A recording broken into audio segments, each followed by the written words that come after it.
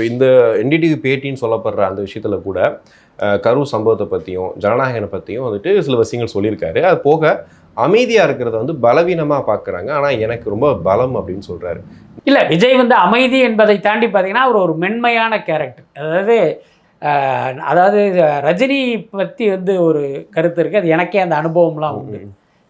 ரஜினியை ஷூட்டிங்கில் போய் பார்த்தீங்க அப்படின்னா அப்படி கண்ணை மூடிட்டு அப்படியே உட்காந்தே இருப்பார். அந்த சுற்றி என்ன நடக்குதுங்கிறதெல்லாம் அவருக்கு தெரியவே தெரியாது. அவர் வேறொரு உலகத்தில் இருப்பார், இப்படியே இருப்பார். டக்குன்னு ஷார்ட் ரெடின்னு சொன்னான்னு பார்த்தீங்கன்னா டப்புன்னு துள்ளி குதிப்பார். கேமரா முன்னால் போய் பார்த்தீங்கன்னா வேறொருத்தராக இருப்பார். ஓகே, நான்லாம் வந்து அப்படி மிரண்டுட்டேன், எப்படி ஒரு மனிதனால் இப்படி இருக்க முடியும்? இந்த ரெண்டையுமே நீங்கள் பார்க்கும்போது இவர் தான் அவரா, அவர் தான் இவரான்னு நமக்கே ஒரு டவுட் வரும். ஏதோ இந்த கூடு விட்டு கூடு மாதிரி அப்படியே வேறொரு மனிதனாக மாறுவார். கிட்டத்தட்ட விஜயும் அப்படி தான். விஜயினுடைய சுபாவம் பார்த்திங்கன்னா ரொம்ப மென்மையாக பேசுவார். நம்ம 100 வார்த்தை பேசுனா அவர் 1 வார்த்தை தான் பேசுவார். ஆனால் சினிமாவில் பார்க்குற விஜய்ங்கிறவர் வேற. அவருடைய அலப்பறையாக இருக்கட்டும், ஆட்டம் பாட்டம் கொண்டாட்டம்லாம் வேறையாக இருக்கும்.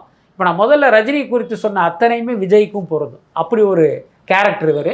இன்னும் சொல்ல போனால் இவர் அரசியலுக்கு வரும்போதே நான் ஆஃப் த ரெக்கார்டாகவும் சொல்லியிருக்கேன், நேர்காணல்லையும் சொல்லியிருக்கேன், விஜய்க்கு வந்து அரசியல் சூட் ஆகாது, இவருடைய கேரக்டர் இப்படி அப்படிலாம் நான் சொல்லியிருக்கேன். பட் அதையும் தாண்டி அவர் வந்துட்டார். அதே நேரம் தன்னுடைய இயல்பை அரசியலுக்கு வந்ததால் அவர் முற்றிலுமாக மாற்றிக்கொள்ளலை. புரியுதா இல்லையா? பல நேரங்களில் அமைதியாக இருப்பது எல்லாமே அவருடைய இயல்பு தான்.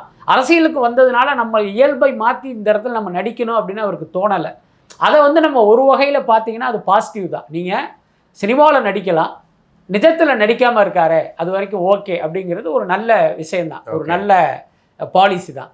பட் அதே நேரம் அரசியலில் இப்படியெல்லாம் இருக்கக்கூடாது.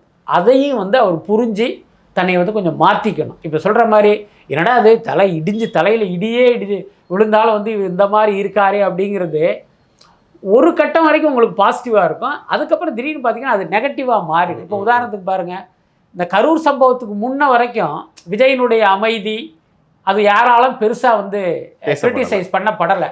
ஆனால் கரூர் சம்பவத்துக்கு பிறகு ஒரு அமைதியாக இருந்தது பார்த்தீங்கன்னா அது வந்து ஒரு பெரிய விமர்சனத்துக்குரியதாக மாறிடுச்சு. அதனால் அந்த சிக்கல் இருக்குது, அதை அவர் கொஞ்சம் புரிஞ்சுக்கிட்டு மாற்றினா நல்லாயிருக்கும்.